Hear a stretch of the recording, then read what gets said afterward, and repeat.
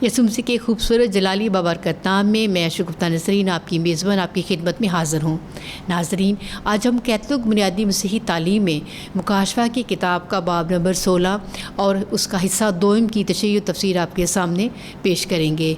इस तशरीह व तफसीर में हमारी मदद और रहनुमाई फरमाते हैं मुबश्शिर इंजील साबर सैमुअल साहब।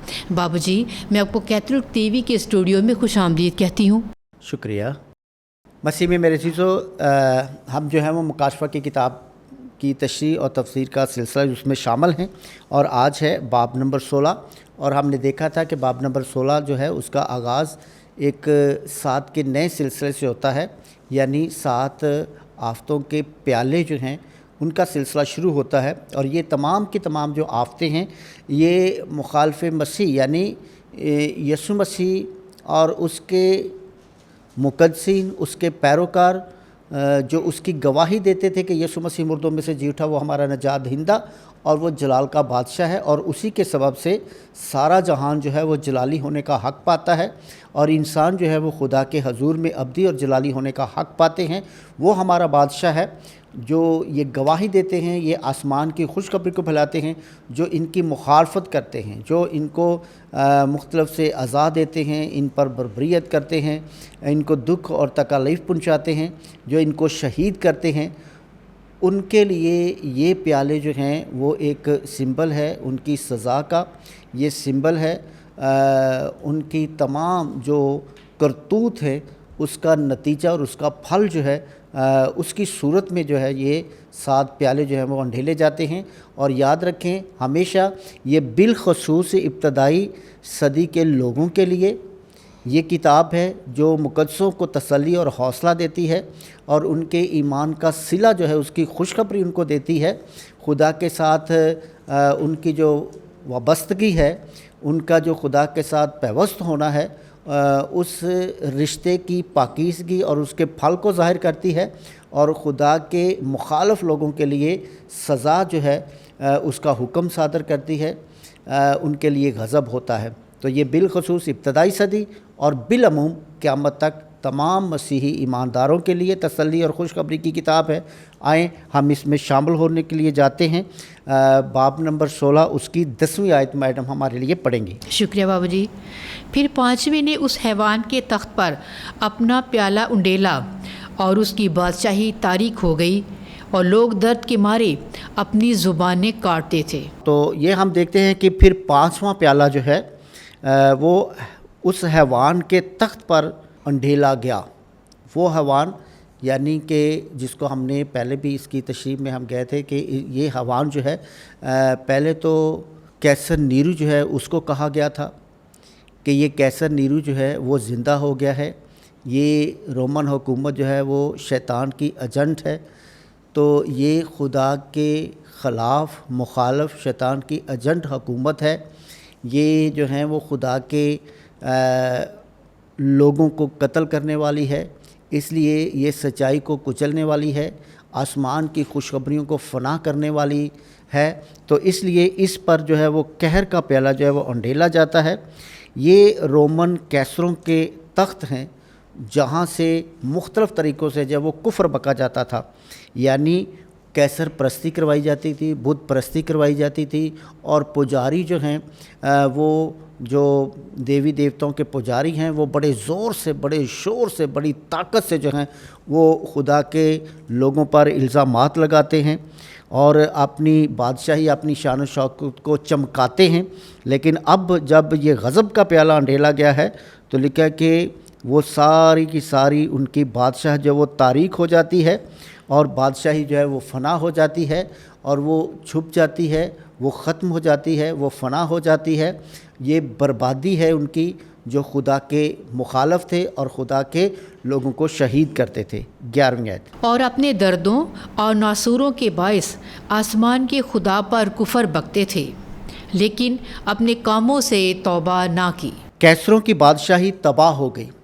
तमाम कुफ्र बकने वालों की बादशाही तबाह हो गई और लोग दर्द के मारे अपनी ज़ुबानें काटते थे, तकलीफ़ में थे, अज़ियत में थे। और मैं बार बार बताना चाहता हूँ कि इसको हम लफ्ज़ी तौर पर, हकीकी तौर पर ये मंज़र हो रहा है, ऐसे नहीं है, बल्कि इस दौर में जितने भी बर्बादी के मंज़र हैं वो सब के सब सज़ा के मंज़र हैं। मुकाशफा लिखने वाला जो है ये मुख्तलिफ़ सिंबल जो है वो देकर समझाना चाहता है कि किस तरह से खुदा के मुखालिफ जो हैं वो दुख और अज़ियत में हैं कि वो अपनी ज़ुबानें काटते हैं। लोग अपने दर्दों और नासूरों के दुख के सबब अपनी ज़ुबानें काटते थे। जैसे मैंने आपको बताया था कि नासूर जो है वो ऐसा ज़ख़म है जो कभी ठीक नहीं होता, जो कभी ख़त्म नहीं होता, बल्कि वो दुख और दर्द और अज़ियत से रिश्ता रहता है और लोग जो हैं उसके दुख को महसूस करते हैं। तो ये फोड़े की बात नहीं हो रही, ज़ख़म की बात नहीं हो रही, बल्कि ये मुख्तलिफ़ तरह से जो है वो जब उनको अज़ियतें मिलती हैं तो वो ऐसी ही हालत में हैं, ऐसी ही अज़ा में हैं कि वो अपनी ज़ुबानें काटने पर मजबूर हैं। और खुदा के नाम पर जो कुफ्र बकते थे अब वो ज़ुबानें काटने पर मजबूर हैं। अब वो ज़ुबानें खामोश हो रही हैं, वो ज़ुबानें मिट रही हैं, वो ज़ुबानें ख़त्म हो रही हैं। और लेकिन इसके बावजूद इतनी अज़ियत और दुख और फना और बर्बादी और कठिन और मुश्किल हालात में जाने के बावजूद वो तौबा नहीं करते, खुदा की तरफ नहीं पलटते। रोमन हुकूमत सबसे बड़ी हुकूमत जो मसीहों को मारती थी, इब्तदाई सदी में उनको मुख्तलिफ़ हज़ार सानियाँ देती थी, मसीहत को ख़त्म करना चाहती थी, मिटा देना चाहती थी, खुदा के पैरोकारों को चाहती थी कि ये सफ़ा हस्ती से हम इनको मिटा दें। लेकिन कौन है जो खुदा का मुकाबला कर सके? कई लोगों ने इस ज़मीन पर चाहा लेकिन वो ख़ुद बर्बाद हो गए, उनका नामो निशान मिट गया। वो ख़त्म करना चाहती थी, अब वो कहाँ है? वो हुकूमत कब की मर चुकी है, वो ख़त्म हो गई है, उसको सज़ा मिली है। और इसी तरह से बिलखसूस पहली सदी में खुदा के मुखालिफ ख़त्म होते हैं और बिलअमूम क़यामत तक खुदा के मुखालिफ जो हैं वो ख़त्म होते रहेंगे और उनको सज़ा मिलती रहेगी। जी। फिर छठी ने अपना प्याला बड़े दरियाई फरात पर उंडेला तो उसका पानी सूख गया ताकि मशरक़ के बादशाहों के लिए राह तैयार हो जाए। फिर छठे ने अपना प्याला बड़े दरियाए फ़रात पर अंडेला। दरियाए फ़रात हम जानते हैं कि किस कदर ज़िंदगी की अलामत थी, ज़िंदगी की फरावानी की अलामत थी। तो ये अब दरियाए फ़रात पर जो है वो अंडेला है, उसका पानी सूख गया है ताकि मशरक़ के बादशाहों के लिए राह तैयार हो जाए। यहाँ हम देखते हैं कि पानी का सूख जाना जो है, यहाँ पर जो खुदा के मुखालिफ हैं उनको सज़ा देने के लिए, गैर क़वाम के लिए राह जो है वो तैयार की जा रही है। फ़रात का जो बड़ा दरिया समझा जाता है, जो ज़िंदगी का दरिया समझा जाता है, ज़िंदगी की फरावानी का दरिया समझा जाता है, क्योंकि इधर के लोग इसको बड़ा दरिया कहते थे और था भी बड़ा। बड़ा दरिया सूख गया ताकि मशरक़ के बादशाहों के लिए रास्ता बन जाए। यहाँ पर हम देखते हैं कि खुश्की का रास्ता बन जाता है। रोमन हुकूमत पर हमला करने के रास्ते बन गए, मशरक़ के बादशाहों के लिए रास्ता बन गया ताकि वो उन पर चढ़ाई कर सके, मगरब की जो सल्तनत है उसको ख़त्म कर सके। पानी सूख गया, अब आसानी से दरिया पार कर सकते थे और रोमन हुकूमत पर वो हमला कर सकते थे। कि दरियाए फ़रात पार्थियों के हमले के लिए रुकावट था और बचाव की सूरत था। पार्थी कौम में हम पहले भी बयान कर चुके हैं कि ये एक बड़ी ज़बरदस्त कौम थी, जो बड़ी तीर अंदाज कौम थी और ये माहिर थे तीरों के। और इन्होंने रोमन हुकूमत पर हमला करके तीरों के साथ जो है वो रोमन हुकूमत को छलनी कर दिया और उनको घुटने टेकने पर जो है वो मजबूर कर दिया था। तो इस तरह से हम देखते हैं कि रोमन हुकूमत जो इस रूह ज़मीन से मसीहों को मिटाना चाहती थी, उनको मिटाने वाली कुव्वत जो है उसके लिए एक रास्ता जो है वो तैयार किया गया है और दरियाए फ़रात जो है उसको सुखा दिया गया है। पार्थियों को ऐसे वसीले मुहैया हुए कि उन्होंने इस दरिया को पार करके रोमन हुकूमत पर हमले किए। और जब खुदा के बंदों के लिए पानी रोका जाता और सुखाया जाता है, جیسے بحر کلزم میں ہوا کہ ہم دیکھتے ہیں کہ کس طرح سے پانی جو ہے وہ خشک ہو گیا، ہوا چلی، پانی خشک ہو گیا، اور خدا کی قوم جو ہے اس دریا سے پار ہوتی ہے، ان کے لیے پانی کا سوکھ جانا ہے وہ کس طرح سے راہ کو ہموار کرتا ہے، راستہ بناتا ہے۔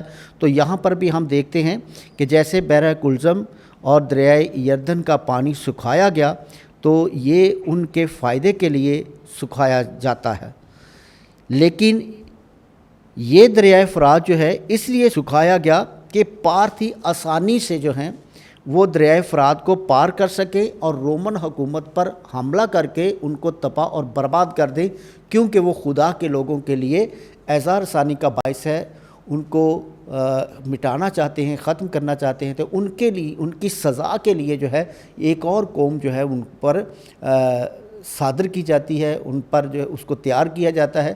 تو میں نے آپ کو بتایا کہ یہ جو وقت ہے اب سزاؤں کا وقت ہے، اب خدا کے انصاف کا وقت ہے، اور یہ وقت پہنچ چکا ہے اور لوگ دیکھ رہے ہیں کہ خدا کس طرح سے اپنا عدل کر رہا ہے۔ پھر میں نے اس اژدہا کے منہ سے اور اس حیوان کے منہ سے اور اس جھوٹے نبی کے منہ سے مینڈکوں کی مانند 3 ناپاک روحوں کو نکلتے دیکھا۔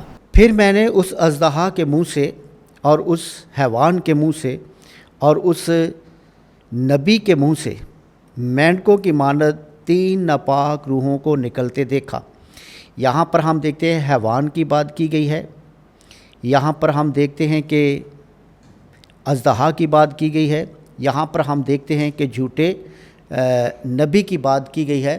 تو یہ ہم جانتے ہیں کہ اژدہا جو ہے وہ کس طرح سے رومن شہنشاہوں کو کہا گیا ہے، اور حیوان جو ہے اس کو بھی ہم دیکھتے ہیں کہ کس طرح سے رومن قوم کو کہا گیا ہے جو بت پرست کرواتی تھی، جو کیسر پرستی کرواتی تھی، اور جھوٹے نبی جو اس کے پجاری تھے، جو مختلف طرح سے لوگوں کو ورگلاتے تھے اور خدا کے لوگوں کو جو ہے وہ سزا دیتے تھے۔ تو جھوٹے نبی کے منہ سے مینڈکوں کی مانند 3 ناپاک روحوں کو نکلتے دیکھا، یعنی شیطان کے منہ سے، کیسروں کے منہ سے اور پجاریوں کے منہ سے مینڈک نکلے۔ جیسے مصر کی غلامی کے وقت جو دوسری آفت آئی تھی وہ مینڈک تھے۔ اگر ہم دیکھنا چاہیں تو ہم دیکھ سکتے ہیں، ملاحظہ ہو خروج کی کتاب اس کا 8واں باب اس کی 7ویں اور 8ویں آیت۔ اور جادوگروں نے بھی اپنے جادو سے ایسا ہی کیا، اور ملک مصر پر مینڈک چڑھ آئے۔ تب فرعون نے موسیٰ اور ہارون کو بلایا اور کہا کہ خداوند کے پاس شفاعت کرو کہ مینڈکوں کو مجھ سے اور میرے لوگوں سے دفع کرے، تاکہ خداوند کے لیے قربانی کرنے کے واسطے میں لوگوں کو جانے دوں۔ تو ہم دیکھتے ہیں کہ خدا کی شریعت کے مطابق مینڈک جو ہے وہ ناپاک جانور ہے، اور شیطان، کیسر اور پجاری یہ جو خدا کے بندوں کے خلاف برائی سوچتے، ان کو دکھ دینے کی تجویز سوچتے ہیں، یہی مینڈک ہیں اور یہی ناپاک روحیں ہیں جو خدا کے مخالف ہیں، اور یہ ناپاک روحیں جو ہیں وہ خدا کی مخالف ہیں، اور اب ان کی سزا کا وقت آ گیا ہے، اب ان کی بربادی کا وقت آ گیا ہے، اب ان کی ہلاکت کا وقت آ گیا ہے، اور اب ان پر جو ہے وہ غضب کے پیالے جو ہے وہ انڈیلے جا رہے ہیں، وہ اپنی سزا اٹھا رہے ہیں، وہ اپنی سزا پا رہے ہیں۔ بالخصوص بار بار میں یہ بات کرتا ہوں تاکہ ہمیں یاد رہے، بالخصوص پہلی صدی میں مخالف مسیح کے لوگ، اور بالعموم تمام آنے والے وقتوں میں خدا کے مخالف لوگ جو ہیں وہ سزا پاتے ہیں، پا رہے ہیں اور سزا پائیں گے۔ ہاں جی، 14ویں آیت۔ جی، یہ شیاطین کی نشان دکھانے والی وہ روحیں ہیں جو ساری زمین کے بادشاہوں کے پاس جاتی ہیں تاکہ انہیں قادر مطلق خدا کے روز عظیم کی لڑائی کے واسطے جمع کرے۔ یہ شیاطین کی نشان دکھانے والی روحیں ہیں جو خدا کے مخالف قوتیں ہیں، جو ساری زمین کے بادشاہوں کے پاس جاتی ہیں تاکہ انہیں قادر مطلق خدا کے روز عظیم کی لڑائی کے واسطے جمع کریں کہ ہم خدا کا مقابلہ کر سکیں۔ اس کا مطلب توبہ نہیں کرتے، پھر بھی اتنی سزا کے باوجود خدا کے قادر مطلق ہونے کی قدرت کو دیکھتے ہوئے جانتے ہوئے بھی خدا کے خلاف جو ہیں وہ خدا کی ضد ہیں، اور یہ ایک ہی ہے اور اس کو ہم ابلیس یا شیطان کہتے ہیں۔ وہی مختلف طرح سے لوگوں کو ورگلاتا ہے اور خدا کے مقابلے میں کھڑا کرتا ہے۔ یہ شیاطین کی نشان دکھانے والی روحیں ہیں، جیسے یسوع مسیح کہتا ہے کہ جھوٹے نبی بڑے بڑے نشان دکھائیں گے، اگر ہو سکتا تو برگزیدوں کو بھی وہ گمراہ کر دیں گے۔ اور ایسا پہلی صدی میں ہوتا تھا، اور ہم نے دیکھا کہ تاریخ میں ہم نے دیکھا کہ وہ کس طرح سے اپنے بتوں کو جو ہے وہ بولنے کی قوت بخشتے تھے۔ وہ ایسے تھے جیسے آسمان سے ان کی آواز سنی جا رہی ہے، بڑے گرج کے ساتھ، بڑی قوت کے ساتھ، بڑی طاقت کے ساتھ، لیکن سب کا سب جھوٹ تھا، اور جھوٹ جو ہے وہ ہمیشہ گمراہ کرتا ہے۔ اگر ہم دیکھنا چاہیں تو ہم دیکھ سکتے ہیں، ملاحظہ ہو مقدس متی رسول کی معرفت پہنچی انجیل اس کا 24واں باب اس کی 24ویں آیت کہ جھوٹے نبی کے بارے میں یہاں پر ہم دیکھتے ہیں، کیونکہ جھوٹے مسیح اور جھوٹے نبی برپا ہوں گے اور ایسے بڑے نشان اور عجیب کام پیش کریں گے کہ اگر ہو سکتا تو وہ میرے برگزیدوں کو بھی گمراہ کر دیتے۔ تو یہ پہلی صدی میں بڑی شدت کے ساتھ، اور آج بھی ہم دیکھتے ہیں، اور روز قیامت تک جو ہے یہ جھوٹے ہیں، یہ خدا کے بندوں کے خلاف بڑے بڑے نشان دکھاتے ہیں۔ یہ ان کے کام ہیں، یہ ان کے مشورے ہیں، یہ ان کے منصوبے ہیں، یہ ان کی کوششیں ہیں۔ یہ ایسے منصوبوں سے زمین کے بادشاہوں کو خدا کے خلاف کر دیتی ہیں کہ خدا اور اس کے بندوں کے خلاف کھڑے ہوں۔ یہ ناپاک روحیں زمین کے بادشاہوں کے پاس جاتی ہیں کہ سب اکٹھے ہو کر خدا کے خلاف لڑیں، کہ خدا کے کاموں کو ناپاک بنائیں، خدا کی تجویز کو ناکام بنائیں۔ یہ ہے ان کی لڑائی کہ یہ بڑی بڑی قوتوں کو، کون بڑی بڑی قوتوں کو؟ یہ ناپاک روحیں کیا ہیں؟ شیطان کی قوت اور طاقت، کہ یہ بڑی بڑی طاقتوں کو زیر کر کے اپنے قبضے میں کرتی ہیں کہ آؤ ہم خدا کے مخالف اور خدا کے خلاف کھڑے ہوں۔ اور ایسا ہم نے دیکھا کہ بڑی بڑی قوتیں، طاقتیں پہلی صدی میں کس طرح سے خدا کے خلاف کھڑی تھیں، خدا کے مقدسوں کو، خدا کے برگزیدوں کو اذیت دیتی تھیں۔ اور آج بھی ہم دیکھتے ہیں کہ کس طرح سے یہ قوتیں اس دنیا میں، اس جہان میں اپنا کام کر رہی ہیں، کس طرح سے لوگ خدا کے کاموں کے خلاف ہیں، سچائیوں کے خلاف ہیں، روشنی کے خلاف ہیں، اور تاریکی کے پیروکار ہوتے ہوئے وہ شیطانی قوتوں کو فروغ دیتے ہیں۔ تو اس طرح سے یہ توبہ کرنے کے بجائے، خدا کو قبول کرنے کی بجائے، ماننے کی بجائے، بڑی بڑی قوتوں کو اپنا شکار بنا کر خدا کے مقابلے میں کھڑا کرتی ہیں، اور بالخصوص پہلی صدی اور بالعموم قیامت تک ایسا سلسلہ چلتا ہے۔ لیکن خدا سزا دینے پر قادر ہے، وہ اس کا غضب کا پیالہ جو ہے وہ انڈیلا جا رہا ہے۔ دیکھ میں چور کی مانند آتا ہوں، مبارک ہے وہ جو جاگتا ہے اور اپنے کپڑوں کی خبرداری کرتا ہے، تاکہ وہ ننگا نہ پھرے اور لوگ اس کی شرم کو نہ دیکھیں۔ دیکھ میں چور کی مانند آتا ہوں، مبارک ہے وہ جو جاگتا ہے۔ یہاں پر ہم دیکھتے ہیں کہ خبردار کیا گیا ہے، الرٹ کیا گیا ہے۔ میں نامعلوم وقت پر آتا ہوں، مبارک ہے وہ جو میرے آنے کی تیاری میں جاگتا رہتا ہے اور تیار رہتا ہے۔ اس کی ہستی، اس کے اعمال، اس کا کردار، اس کا رویہ، وہ ہر طرح سے اپنے آپ کو خدا کے لیے تیار رکھتا ہے، اس لیے خبردار رکھتا ہے، وہ آگاہی دیتا ہے، وہ الرٹ کرتا ہے۔ جب ہم شام کی نماز پڑھ کر سو جاتے ہیں، اس وقت بھی ہم جاگتے رہتے ہیں، کیونکہ ہم خدا میں ہیں اور خدا ہم میں ہے، اور ہم نے اپنے آپ کو خدا کے سپرد کیا، اور ہم خدا کے لیے جاگ رہے ہیں، ہم خدا کے لیے تیار ہیں۔ کیونکہ ہم تیار ہو کر سوتے ہیں، اگر مکان ہم پر گر پڑے تو ہم تیار ہیں، کیونکہ اے خدا ہم تجھ میں ہیں، ہم نے اپنا آپ تیرے سپرد کر دیا ہے۔ اور اپنے کپڑوں کی خبرداری کرتا ہے تاکہ وہ ننگا نہ پھرے اور لوگ اس کی شرم کو نہ دیکھیں۔ یہ راست بازی کے کاموں سے انسان جو ہے وہ پوشاک پہنتا ہے جو خدا کی بادشاہی میں جانے کے لیے لازم ہے، اور جو یہ پوشاک پہنتا ہے وہ اپنے ننگ پن کو چھپاتا ہے، اور وہ اپنی جو شرم ہے اس کو कायम रखता है, बरकरार रखता है, और ये हम अपने अच्छे कामों से करते हैं।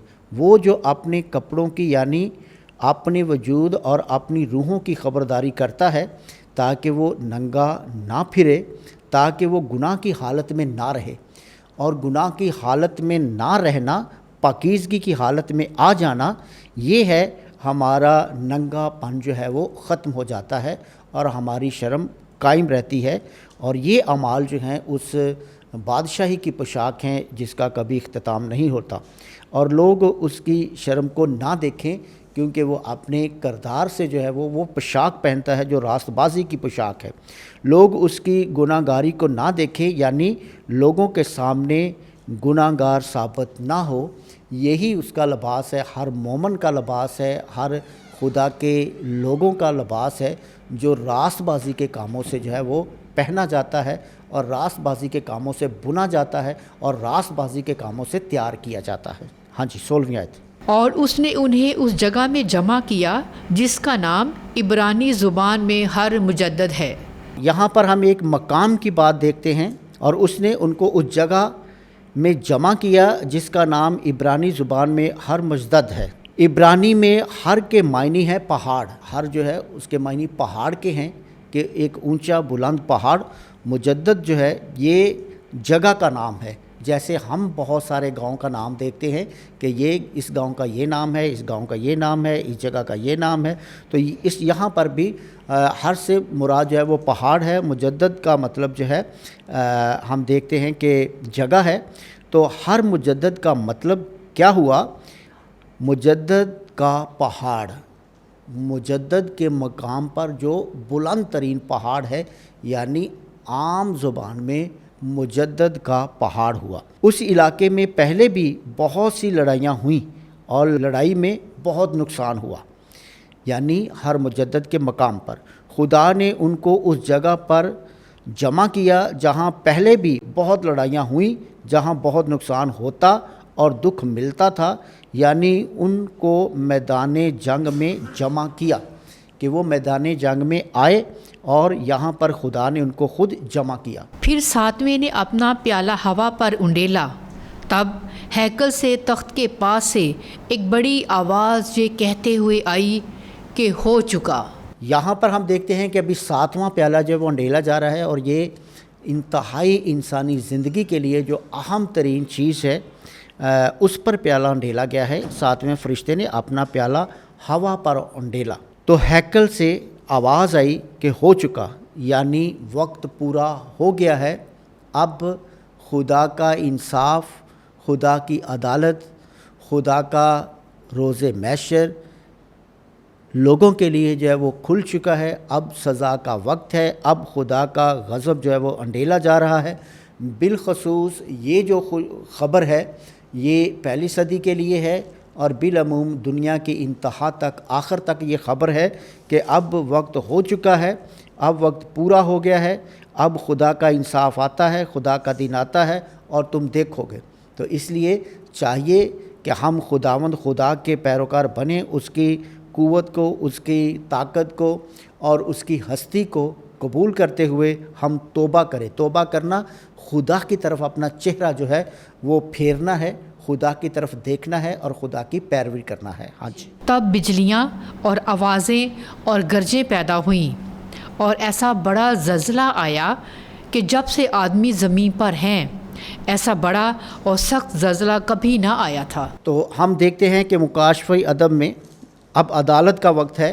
मुकाशफ़े अदब में हम देखते हैं कि ये बहुत सारे सिंबल जो हैं ये मुसीबत के हैं, दुख के हैं, तकालीफ़ के हैं और खुदा की मौजूदगी के हैं और खुदा की तरफ से कहर के लम्हात हैं, जिनमें हम देखते हैं बिजलियाँ, गरजें, आवाज़ें, ज़लज़ला। अदालत शुरू होने से पहले ये ऐलान है खुदा की हस्ती का, खुदा की मौजूदगी का, खुदा के दिन का ऐलान है। और बाबले उज़्मा की खुदा के हजूर में याद हुई। बाबले उज़्मा हम देखते हैं कि बाबल का शहर जो है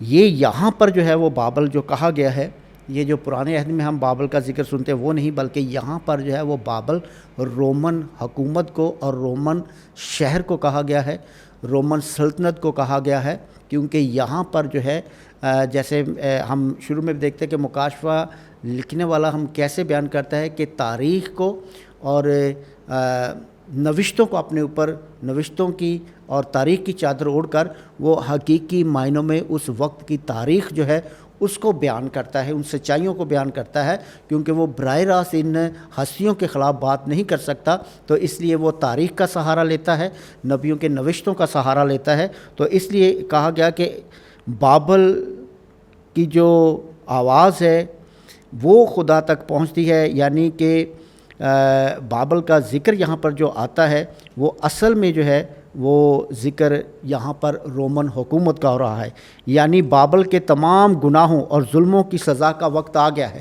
یعنی رومن حکومت کے ظلموں کا وقت، اس کی سزا کا وقت آ گیا ہے کہ اس کو سزا دی جائے کہ وہ کس طرح سے خدا کے نبیوں کو، خدا کے مقدسوں کو اور خدا کے لوگوں کو جو ہے وہ کس طرح سے عذاب دیتا تھا۔ اب اس کی سزا کا وقت آ گیا ہے، اب وقت پورا ہو گیا ہے، اب عین سزا کا وقت جو ہے وہ ہو چکا۔ اور وہ بڑا شہر 3 ٹکڑے ہو گیا اور قوموں کے شہر گر گئے، اور بابل عظمیٰ کی خدا کی حضور یاد ہوئی تاکہ وہ اسے اپنے سخت غضب کی مے کا پیالہ دے۔ اب بابل کی دکھ اٹھانے کی باری آ گئی ہے۔ تو جیسے میں نے آپ کو بتایا بابل یہاں پر جو ہے مکاشفہ کی کتاب میں روم ہے، اب اس کو خدا کا پیالہ دیا گیا ہے، اب اس کی باری آ چکی ہے، اب اس کی سزا کا وقت آ چکا ہے۔ تب ہر ایک جزیرہ اپنی جگہ سے ٹل گیا۔